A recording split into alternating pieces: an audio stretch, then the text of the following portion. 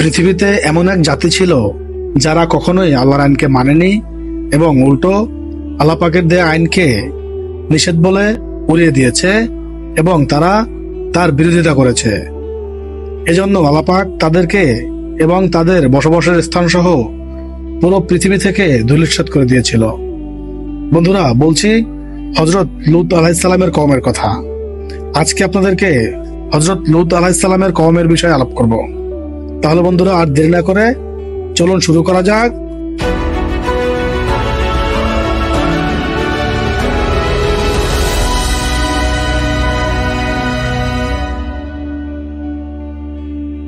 মহান আল্লাহ পাক মানুষ সৃষ্টি করেছেন একমাত্র তার ইবাদত করার জন্য, আর তাদের সৃষ্টি করেছেন জোড়ায় জোড়ায়। নারী পুরুষ মহান আল্লাহর সৃষ্টির অপরূপ সৌন্দর্য। মহান আল্লাহ রব্বুল আলামিন যুগে যুগে বিভিন্ন নবী রাসূল পাঠিয়েছেন।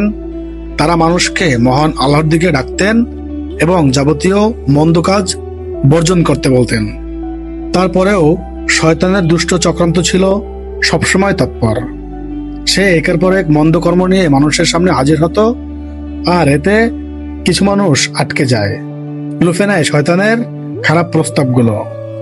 শয়তানের জঘন্যতম একটি মন্দ কাজ হলো সমকামিতা। মহান আল্লাহ রাব্বুল আলামিন পবিত্র কোরআনে এই পাপাচারের ইতিহাস সম্পর্কে একদিকে যেমন মানুষকে অবগত করেছেন, অন্যদিকে এই পাপাচারের লিপ্ত গোষ্ঠীকে তিনি কিভাবে শাস্তি দিয়েছেন এবং পৃথিবী থেকে তাদেরকে নিশ্চিহ্ন করেছেন সে সম্পর্কেও বলে দিয়েছেন, যাতে আমরা শিক্ষা গ্রহণ করতে পারি। এটা এতটাই নোংরা পাপ যে অপরাধীরা এর শাস্তি দুনিয়াতেই পেয়েছিল। মহান আল্লাহ বলেন, আমি লূত আলাইহিস সালামকে পাঠিয়েছিলাম যখন তিনি তার সম্প্রদায়কে বলেন, তোমরা চরম অশ্লীলতা ও নির্লজ্জতার কাজ করছো, যা তোমাদের পূর্বে বিশ্বে কেউ কখনো করেনি। তোমরা কাম প্রবৃত্তি পূরণ করার জন্য মেয়েদের কাছে না গিয়ে পুরুষদের কাছে যাচ্ছ। প্রকৃতপক্ষে তোমরা সীমা লঙ্ঘনকারী জাতি। হযরত লূত আলাইহিস সালামের সম্প্রদায় বাস করত সাদ্দুম নগরীতে। তারা ডাকাতি করত, প্রকাশ্য সভা বানিয়ে অশ্লীলতা ও বেহায়াপনার মতো জঘন্যতম অপরাধ করত।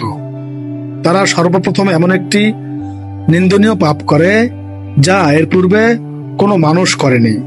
কওমে লূতের উপর আল্লাহর গজব কিভাবে এসেছিল? তৎকালীন ইরাক ও ফিলিস্তিনের মধ্যবর্তী এক জায়গায় এই জাতিটি বসবাস করত। তাদের কেন্দ্রীয় শহর ছিল সাদুম নগরী। সাদুম নগরী ছিল সবুজ শ্যামল এক নগরী। বর্তমানে এই এলাকাকে ডেড সি বা মৃত সাগর বলা হয়, কারণ এখানে পানির পর্যাপ্ত সরবরাহ ছিল। ফলে ভূমি ছিল অত্যন্ত উর্বর, শস্যে ভরপুর। এমন প্রাচুর্যময় জীবনযাত্রায় বেপরোয়া করে তোলে তাদের। শুধু তাই নয়, পৃথিবীতে তাদের মধ্যে সর্বপ্রথম সমকামিতার প্রবণতা দেখা যায়। ইসলামের দৃষ্টিতে এই জঘন্য অপকর্ম তারা প্রকাশ্যে করে আনন্দ লাভ করত। পৃথিবীতে তারাই প্রথম সমকামিতার পথ উন্মোচন করেন। হযরত লূত আলাইহিস সালাম তাদের এই পাপ কাজ থেকে বিরত থাকার আহ্বান জানান, আল্লাহর ভয় দেখান, কিন্তু তারা লূত আলাইহিস সালামের আদেশ অমান্য করে। সেই ঘটনার বিবরণ দিয়ে আল্লাহ রাব্বুল আলামিন কোরআনে বলেন, হে আমার উম্মতগণ, তোমরা আল্লাহকে ভয় করো আর সঙ্গে সঙ্গে আমার অনুগত্য করো। এই আহ্বানের ফলে আমি তোমাদের থেকে কোনো বিনিময় চাই না। আমার বিনিময় বিশ্বের একমাত্র মালিক আল্লাহ পাক দিবেন। তাদেরকে আল্লাহর পথে আহ্বান করে পরকালীন মুক্তি ও সুখময় জীবনের কথা বলেন লূত আলাইহিস সালাম। কিন্তু তারা নবীর কথা কানেই নেয়নি, উল্টো তারা সমকামিতার মতো ঘৃণিত কাজ বৃদ্ধি করে দেয়।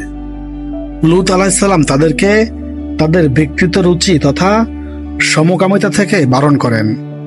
এর ভয়াবহ পরিণতি সম্পর্কে খবর দেন।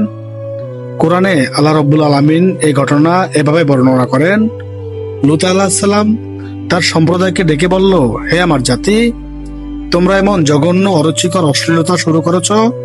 তোমাদের পূর্বে পৃথিবীতে কেউ এমন রুচিহীন কাজ আর করেনি।